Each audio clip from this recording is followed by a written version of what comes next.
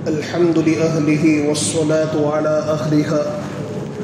أما بعد فأعوذ بالله من الشيطان الرجيم. بسم الله الرحمن الرحيم. ربنا آتنا في الدنيا حسنة وفي الآخرة حسنة وقنا عذاب النار. صدق الله العظيم. اللهم صل على سيدنا ومولانا محمد وبارك وسلم. محترم بزرگوں، رمضان المبارک کا آخری عشرہ آج سے شروع ہونے والا ہے نماز مغرب سے. دیکھتے ہی دیکھتے رمضان کی مبارک گھڑیاں جو ہے گزر گئی. 20 دن مکمل ہونے کو ہے، لیکن ہم اپنے متعلق یہ طے نہیں کر سکتے کہ میں نے کتنی نیکیاں حقیقت میں کی اور کتنی نہیں کی. یہ اللہ تبارک و تعالیٰ کی بڑی مہربانی اور اس کا کرم ہے کہ ہماری نافرمانیوں کے باوجود، ہمارے گناہوں کے باوجود رمضان کا مبارک مہینہ ہم نے اس کے اکثر اوقات کو ضائع کیا، لیکن اس کے باوجود اللہ تبارک و تعالیٰ نے اور مقدس 10 دن عطا فرمائے ہیں. اور اللہ تبارک و تعالیٰ تو اپنے بندوں کی طرف سے صرف بہانہ ڈھونڈتا ہے. رحمت خدا بہانہ می جوڑے کہ بندہ اللہ کی طرف متوجہ ہو جاوے اور اللہ تبارک و تعالیٰ زندگی بھر کے گناہوں کو معاف کر دے. اگر ہم نے رمضان کے 20 دن غفلت میں گزارے ہیں اور حقیقت بات یہ ہے کہ اللہ کی شان کے مطابق ہم عبادت نہیں کر سکے ہیں، تو اللہ تبارک و تعالیٰ نے اپنے فضل سے، اپنی مہربانی سے، بغیر استحقاق کے اور بھی 10 دن ہمیں عطا فرمائے ہیں. یہ 10 دن بڑے ہی قیمتی ہیں، تو انسان اس 10 دن کو مکمل طور پر وصول کرنے کی کوشش کرے، اپنی مغفرت کروانے کی کوشش کرے. رمضان المبارک کے باب میں جناب نبی کریم سرور دو عالم صلی اللہ تعالیٰ علیہ وسلم کا ایک ارشاد ہے کہ فرمایا کہ رمضان کے مہینے میں 4 چیزوں کا اہتمام کرو. سب سے پہلی چیز تو اللہ کے نبی صلی اللہ تعالیٰ علیہ وسلم نے ارشاد فرمائی کہ کلمہ طیبہ کثرت سے پڑھو، لا الہ الا اللہ محمد الرسول اللہ صلی اللہ تعالیٰ علیہ وسلم. تو اس کو کثرت سے پڑھو، اس کا اہتمام ہونا چاہیے.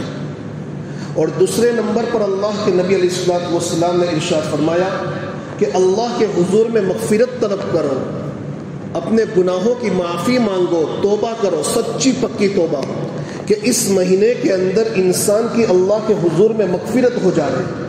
جہاں رمضان کا مہینہ ختم ہو اور اللہ تبارک و تعالیٰ جن لوگوں کو جہنم سے آزادی کا پروانہ عطا فرمانے والے ہیں، جن لوگوں کی مغفرت فرمانے والے ہیں، ان لوگوں کے اندر ہمارا شمار ہو جانا چاہیے.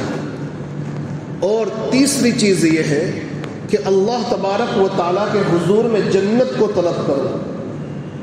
یہ انسان کے اصل رہنے کی جگہ ہے. اور چوتھی چیز ہے کہ انسان جہنم سے جو سخت ترین اور ہولناک مقام ہے، اس سے اللہ تبارک و تعالیٰ کی پناہ مانگے.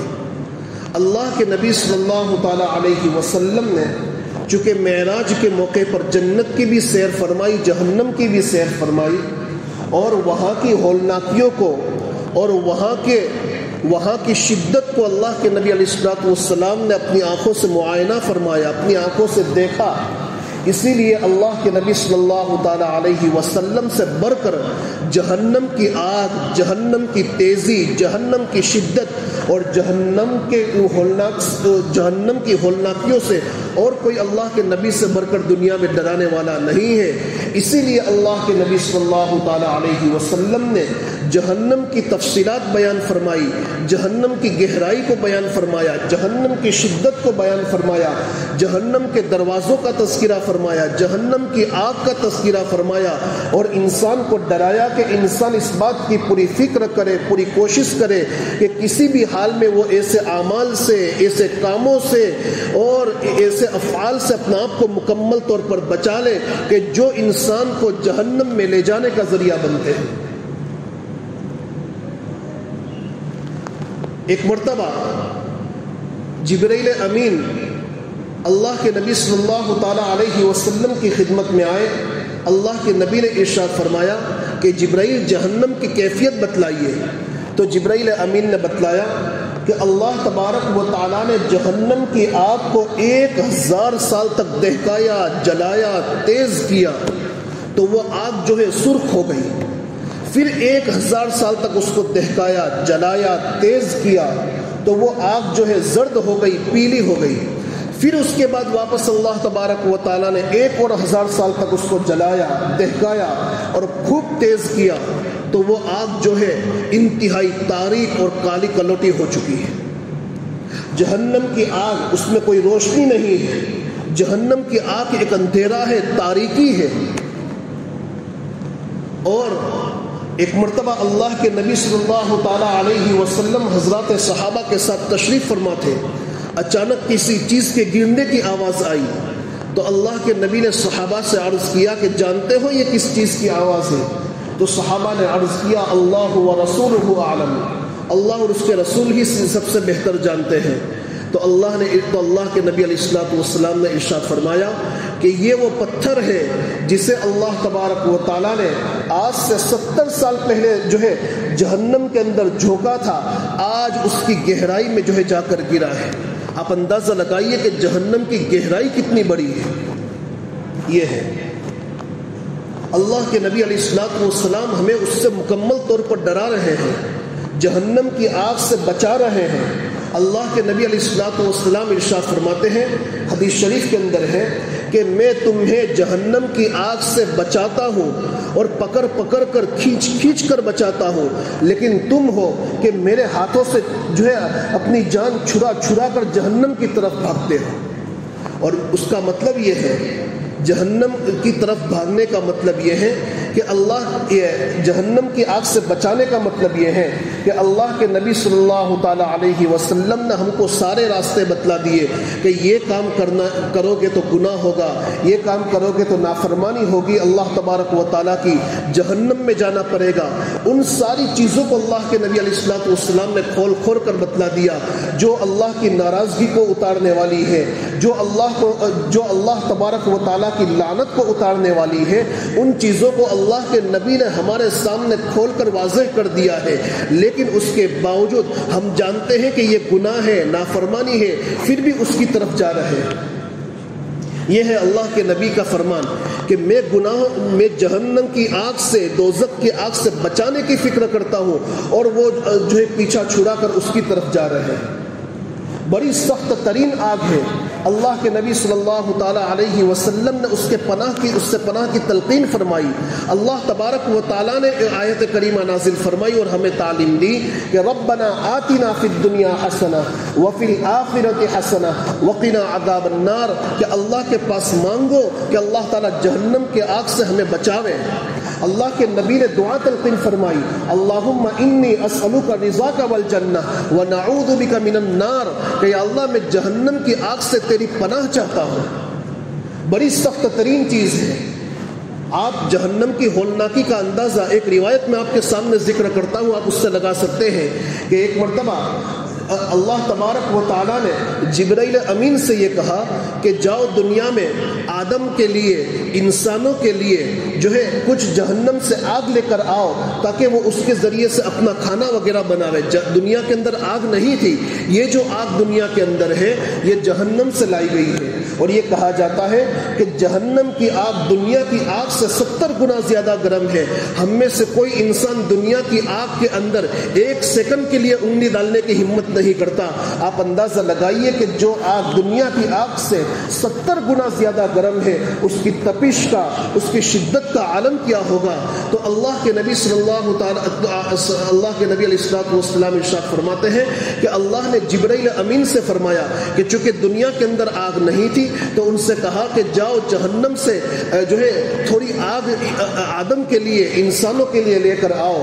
تو جبرائیل امین جو ہے, جو جہنم کا داروغہ ہے, جہنم کا گیٹ کیپر ہے, جہنم کا جو چوکیدار ہے, جس کا نام ہے مالک, قرآن میں اس کا تذکرہ کیا گیا کہ یا مالک لیقضی علینا ربک. تو جبرائیل امین اس کے پاس تشریف لے گئے, اور وہاں جانے کے بعد جبرائیل امین نے ان سے کہا کہ دنیا کے لیے تھوڑی سی آگ دے دو. تو وہ جہنم کا داروغہ کہنے لگا کہ کتنی آگ دوں؟ تو جبرائیل امین نے فرمایا کہ ایک کام کیجئے, ایک چھہارے کے برابر یعنی کھجور کے برابر جو ہے آگ دے دیجئے. تو وہ جہنم کا داروغہ کہنے لگا کہ اگر میں تمہیں ایک چھہارے کے برابر, ایک کھجور کے برابر آگ دوں گا, اور اس کو جب تم دنیا کے اندر لے کر جائیں گے تو اس سے 7 آسمان اور 7 زمین پگھل جائیں گے. یہ ہے اس کی شدت کا عالم. تو پھر جبرائیل امین نے فرمایا کہ چلو ٹھیک ہے, اس کی گٹھلی کے برابر آگ دے دیجئے.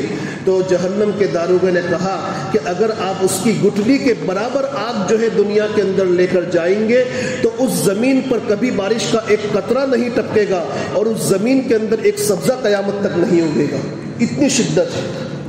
تو پھر جبرائیل امین نے اللہ سے پوچھا کہ یا اللہ میں کتنی آگ لے جاؤں؟ تو اللہ تبارک و تعالیٰ نے ارشاد فرمایا کہ 1 ذرے کے برابر آگ لے کر جاؤ.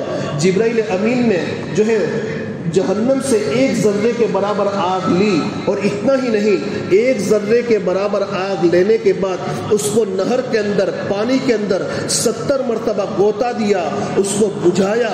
پھر اس کے بعد دنیا کے مضبوط ترین سب سے اونچے پہاڑ پر اس کو رکھا.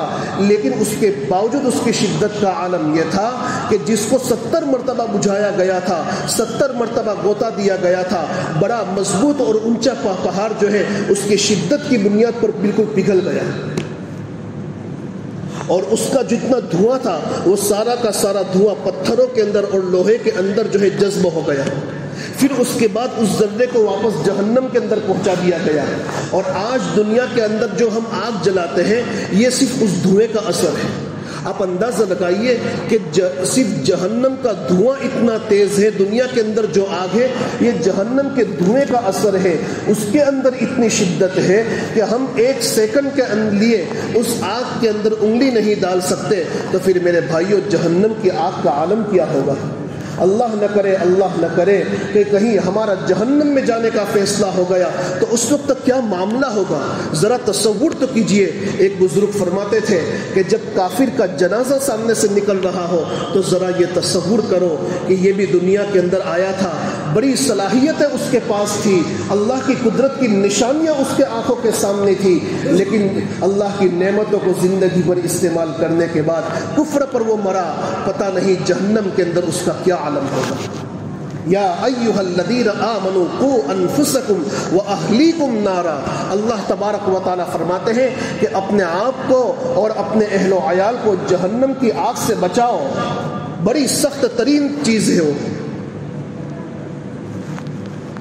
اللہ کے نبی صلی اللہ تعالی علیہ وسلم ارشاد فرماتے ہیں کہ جہنم کے اندر انسان کا پیچھا کریں گے جہنم کے بچھو اور جہنم کے سانپ, اور اس کا عالم یہ ہوگا کہ جہنم کے سانپوں کی گردن جو ہے, جہنم کے جو سانپ ہوں گے وہ اونٹوں کی گردن کے مانند ہوں گے, اور جہنم کے بچھو کھچروں کے مانند ہوں گے, اور بڑے زبردست ہوں گے.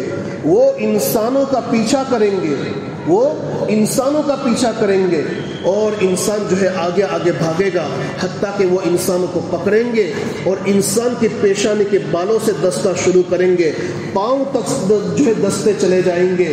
اور اس کے دسنے کی شدت کا عالم احادیث کے اندر یہ بتلایا گیا ہے.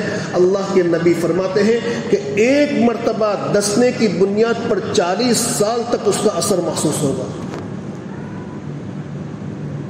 ایک مرتبہ جبرائیل امین اللہ کے نبی علیہ السلام کی خدمت میں آئے تو اللہ کے نبی صلی اللہ تعالی علیہ وسلم نے ان سے پوچھا کہ جبرائیل ذرا یہ بتائیے کہ یہ جو جہنم ہے, جہنم تو اس کے دروازے کس طریقے سے ہیں؟ کیا ایک سطح پر ہے جیسے ہمارے یہاں ہوتے ہیں, یا اوپر نیچے ہوتے ہیں؟ دیکھیے, یہ جہنم کے متعلق تفصیلات آج کی مجلس میں اس لیے بتلا رہا ہوں کہ یہ رمضان المبارک کے 3 عشرے ہیں. ایک تو عشرہ رحمت کا، ایک عشرہ مغفرت کا، اور آخری عشرہ دوزخ سے آزادی کا، جہنم سے آزادی کا۔ آج تک ہم نے دوزخ کیا چیز ہے اس کو سمجھا نہیں، تو ہمیں کیسے پتہ، تو ہم اس سے پناہ کیسے مانگیں گے؟ اس لیے کہ جہاں انسان کو ترغیب کی ضرورت پڑتی ہے، جنت کا شوق اور رغبت دلانے کی ضرورت پڑتی ہے، تو جو نقصان دہ چیز ہے، جو ہمارے لیے نقصان دہ چیز ہے، تو اس کے خطرات سے جو ہے اللہ کے نبی علیہ الصلوۃ والسلام نے امت کو آگاہ فرمایا ہے، جو ہے ترغیب یعنی اس سے ہمیں ڈرایا ہے۔ تو ان چیزوں کو اگر ہم سمجھیں گے تو جہنم سے بچنے کا جذبہ انسان کے اندر پیدا ہوگا۔ ذرا سوچیں کہ وہ جہنم کی آگ کیسی ہوگی۔ وہ واقعہ میں نے آپ کے سامنے ایک مجلس کے اندر ذکر کیا تھا کہ وہ جب قبر کے اندر وہ ایک آدمی سکہ لینے کے لیے گیا تو جو ہے اس کے ہاتھ کے اندر جلن شروع ہو گیا۔ اب وہ جلن کسی بھی طریقے سے دور نہیں ہو رہی ہے، بڑا علاج کر دیا۔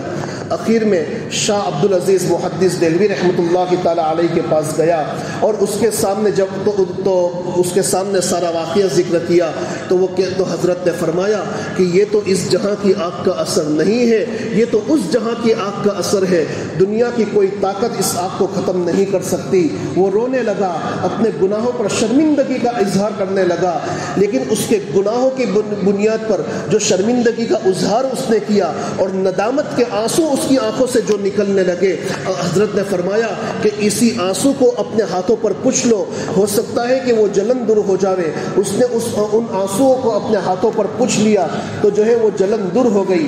حدیث شریف کے اندر ہے کہ جو انسان اللہ کے خوف کی بنیاد پر اپنی آنکھوں سے آنسو بہاتا ہے، اللہ اس پر جہنم کی آگ کو حرام کر دیتا ہے۔ جہنم کی آگ کو بجھانے والی، جہنم کی آگ کو حرام کرنے والی، جہنم کی آگ سے حفاظت کرنے والی ہمارے لیے اگر کوئی چیز ہے تو ندامت کے آنسو ہے۔ رات کی تنہائیوں میں اللہ کے سامنے موت کے، قبر کے تذکرے کو اور جو ہے موت اور قبر کا تصور کیجئے، اور تصور کرنے کے بعد اللہ کے حضور میں گر گرا کر روئیے، تنہائی میں اللہ کے پاس معافی مانگیے، اللہ تبارک و تعالی سارے گناہوں کو بخش دے گا، جہنم کی آگ کو بھی حرام کر دے گا۔ تو میں یہ کہہ رہا تھا کہ جبرائیل امین نے فرمایا کہ جو جہنم کے دروازے ہیں وہ ایک سطح پر نہیں ہے بلکہ اوپر نیچے ہیں، اور پھر اس کے بعد فرمایا کہ جہنم کے اندر جو ہے 7 منزلیں ہیں، اور ہر 2 منزلوں کا فاصلہ جو ہے 70,000 جو ہے 7,000 سال کی مسافت کے برابر ہے، 7,000 سال کی مسافت کے برابر ہے، اتنا فاصلہ ہے۔ اور پھر جبرائیل امین نے یہ بھی بتلایا کہ ہر نچلے والی منزل اوپر والی منزل کے بنسبت اور زیادہ گرم ہے۔ تو اس کا مطلب یہ ہوا کہ جہنم کی جو سب سے نچلی منزل ہے وہ سب سے زیادہ گرم ہے، سب سے زیادہ ہولناک ہے، پھر دوسرے منزل میں تھوڑی کم، پھر اس سے کم تیسری منزل، پھر اس سے کم چوتھی منزل، اسی طریقے سے 7ویں منزل میں جو ہے یہ وہاں کی جہنم کی شدت میں کمی ہے۔ تو اللہ کے نبی صلی اللہ تعالی علیہ وسلم نے ارشاد فرمایا کہ جبرائیل یہ بتاؤ کہ ان 7 منزلوں کے اندر کون کون داخل ہوگا؟ تو جبرائیل امین نے ارشاد فرمایا کہ سب سے نچلی جو منزل ہے 7ویں منزل، اس کے اندر منافقین داخل ہوں گے، جس میں سب سے زیادہ ہولناک عذاب ہے۔ منافقین، قرآن میں اس کے متعلق اللہ نے فرمایا ان المنافقین فی الدرک الاسفل من النار، کہ منافقین جہنم کے سب سے نچلے طبقے میں ہوں گے۔ میرے بھائیوں ذرا غور کیجئے کہ ہماری زندگی میں منافقین کی کوئی صفت تو نہیں ہے؟ منافقین کی صفت اللہ نے قرآن میں بیان فرمائی، ان المنافقین یخادعون اللہ وهو خادعهم وَإِذَا قَامُوا إِلَى الصَّلَاةِ قَامُوا كُسَالَىٰ، یہ منافقین کی صفت۔ يُرَاءُونَ النَّاسَ وَلَا يَذْكُرُونَ اللَّهَ إِلَّا قَلِيلًا، کہ منافقین کی صفت یہ ہے کہ نماز میں غفلت برتتے ہیں، جب نماز میں کھڑے ہوتے ہیں تو سستی کا عالم میں کھڑے ہوتے ہیں، انہیں پتہ نہیں ہوتا کہ امام کیا پڑھ رہا ہے۔ اب ہم غور کریں کہ ہمارے اندر کہیں منافقین کی یہ صفت تو نہیں۔ وَلَا يَذْكُرُونَ اللَّهَ إِلَّا قَلِيلًا، یہ منافقین کی صفت کہ منافقین اللہ کا ذکر بہت کم کرتے ہیں۔ ہم نے کتنی مرتبہ دین میں اللہ کا نام لیا، کہیں منافقین کی یہ صفت ہمارے اندر تو نہیں۔ آج آج کی تفسیر میں انشاءاللہ فوائل للمصلین وغیرہ کی تفسیر آئے گی، آپ کو پتہ چلے گا کہ نمازوں کے اندر غفلت برتتے ہیں، ریاکاری کرتے ہیں، نمازوں کا مذاق کرتے ہیں، یہ منافقین کی صفت ہے۔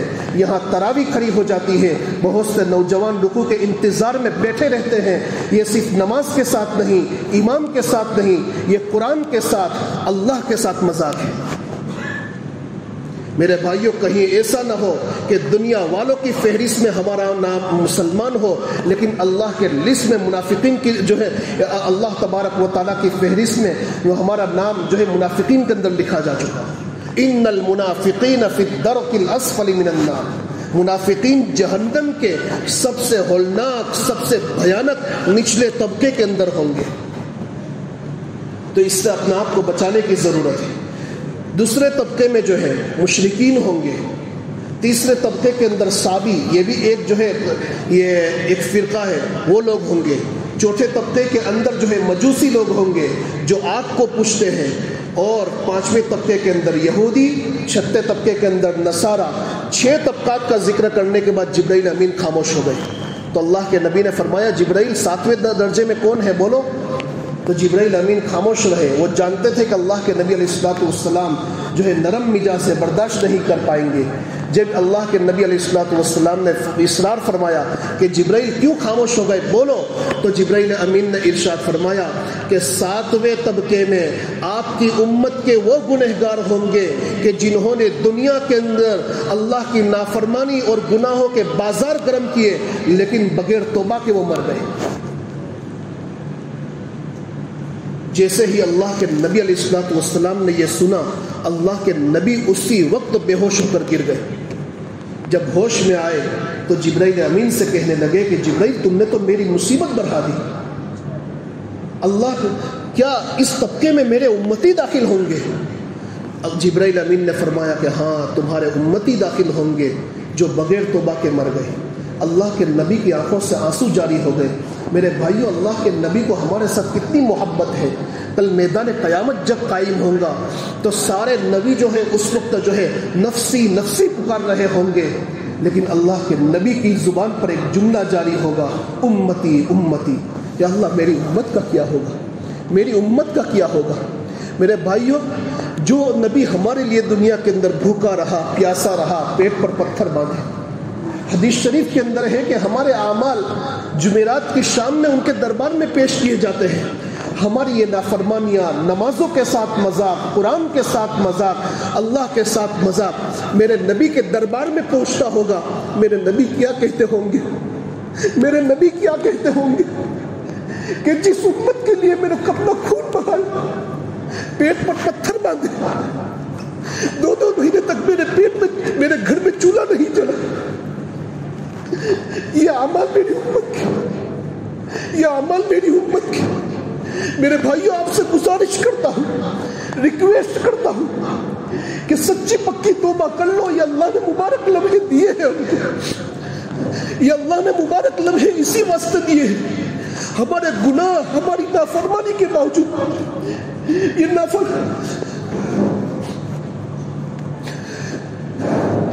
ہماری نافرمانیوں کے باوجود یہ لمحات اللہ نے ہم کو اسی لیے دیے ہیں کہ ہم اپنے گناہوں کی معافی کروا لیں، ورنہ پھر میرے بھائیوں یہ وقت نکل گیا تو کہیں ایسا نہ ہو کہ اللہ کے نبی صلی اللہ تعالی علیہ وسلم کی اس بددعا کے مستحق نہ بن جائے۔ اللہ کے نبی نے فرمایا، جبرائیل امین تشریف لائے، اللہ کے نبی علیہ الصلوۃ والسلام نے جب پہلے درجے پر قدم رکھا ممبر کے، فرمایا آمین، دوسرے درجے پر قدم رکھا آمین، تیسرے درجے پر قدم رکھا، فرمایا آمین۔ صحابہ نے عرض کیا کہ یا رسول اللہ، آج ہم نے آپ سے نئی چیز دیکھی، ہر درجے پر آپ نے قدم رکھا اور فرمایا آمین، آخر کیا بات ہے؟ اللہ کے نبی نے ارشاد فرمایا کہ جب بھی میں کسی درجے پر قدم رکھ رہا تھا، جو ہے جبرائیل امین بددعا کر رہے تھے اور ان کی بددعا پر میں آمین کہہ رہا تھا۔ 3 बद्दुआएं की, तीनों बद्दुआ पर मैंने आमीन कहा। उसमें से एक बद्दुआ ये थी कि हलाक हो जाए वो शख्स कि जिसने रमजान का मुबारक महीना पाया और उसने अपनी मगफिरत नहीं करवाई। ये जिब्राइल अमीन की बद्दुआ थी, उस पर मैंने आमीन कहा। आप अंदाजा लगाइए कि जिब्राइल अमीन की बद्दुआ ही क्या कम थी कि अल्लाह के नबी अलैहिस्सलातु वस्सलाम ने उस पर अपने आमीन की मोहर लगा दी। मेरे भाइयों, ये 10 दिन भी हमने गफलत में गुजार दिए और जहन्नम से अपने आप को आज़ाद नहीं करवाया, अपनी मगफिरत नहीं करवाई, अल्लाह के सामने हमने अपने आंसू नहीं बहाए। तो फिर मेरे भाइयों, कहीं ऐसा न हो कि अल्लाह के नबी की उस बद्दुआ के मुस्तहिक न बन जाए। हमें अपने आप को मुतनब्बे करने की ज़रूरत है। मेरे भाइयों, ये तो अल्लाह का करम है, अल्लाह की मेहरबानी है कि ये 20 दिन अल्लाह की नाफरमानी में हमने गुजारे, कुरान के मजाक के साथ, नबी की सुन्नतों के मजाक के साथ गुजारे। लेकिन उस मालिक का करम है कि बगैर इस्तेहकाक के उस मालिक ने हमको आखिरी 10 दिन अता फरमाए कि उस 10 दिनों के अंदर हम अपनी मगफिरत करवा लें। बड़ा नाकदरा होगा वो इंसान कि जो इन लम्हात की कदर न करे, जो इन लम्हात को अल्लाह की नाफरमानियों के अंदर ज़ाय कर दे। इसीलिए मेरे भाइयों, हमें बहुत मुतनब्बे होने की ज़रूरत है। अल्लाह के हुजूर में सच्ची पक्की तौबा कीजिए। और सच्ची पक्की तौबा का तरीका यह है, सच्ची पक्की तौबा का तरीका यह है कि आज तक जितने गुनाह हमारी ज़िंदगी के अंदर हैं उस पर हमें शर्मिंदगी हो कि या अल्लाह, तेरी इतनी सारी नेमतों को इस्तेमाल करके मैं तेरी ही नाफरमानियाँ करता रहा। हमें अपने गुनाहों पर ददामत हो, शर्मिंदगी हो।